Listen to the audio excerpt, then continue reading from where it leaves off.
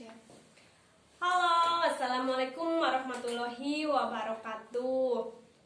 Apa kabar anak-anakku semuanya? Apakah kalian semua ada dalam keadaan baik-baik saja?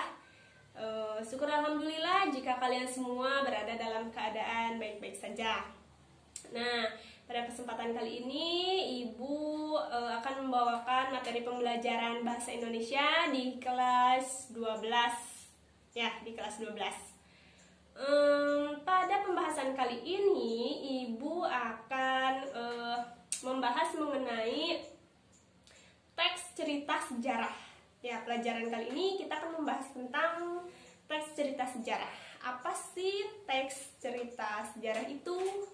Apakah kalian baru mendengarnya atau sudah tapi lupa lagi? Mari kita belajar bersama-sama dengan Ibu. Pengertian teks cerita sejarah. Teks cerita sejarah itu sendiri adalah teks yang menjelaskan dan menceritakan tentang fakta dan kejadian masa lalu yang menjadi latar belakang terjadinya sesuatu yang mempunyai nilai sejarah.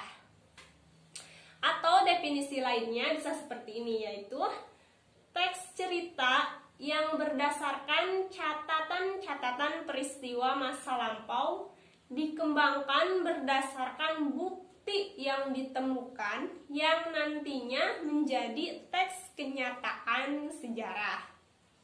Sampai situ sudah paham? Paham dong karena kalian pintar. Kemudian ada ciri-ciri teks sejarah.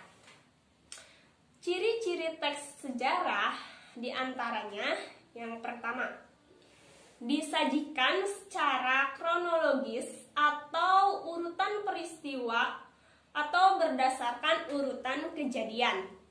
Kemudian yang kedua, bentuk teks cerita ulang.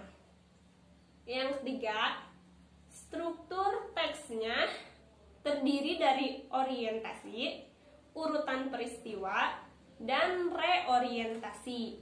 Orientasi itu pembukaan, kemudian urutan peristiwa, dan reorientasi itu bisa dikatakan seperti penutup ya. Kemudian yang keempat yaitu sering menggunakan konjungsi temporal. Yang kelima, isi berupa fakta.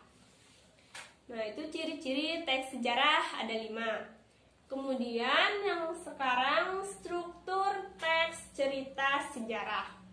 Harus terdapat 3 struktur dalam teks sejarah, yaitu pertama, orientasi atau pembukaan. Pada bagian ini berisi tentang pengenalan atau pembukaan dari teks cerita sejarah. Biasanya berisi mengenai penjelasan singkat dari suatu peristiwa yang diceritakan. Nah, di dalam orientasi ini isinya garis besar dari suatu cerita itu. Kemudian yang kedua, urutan kejadian. Nah, urutan kejadian itu atau bisa disebut juga sebagai insiden.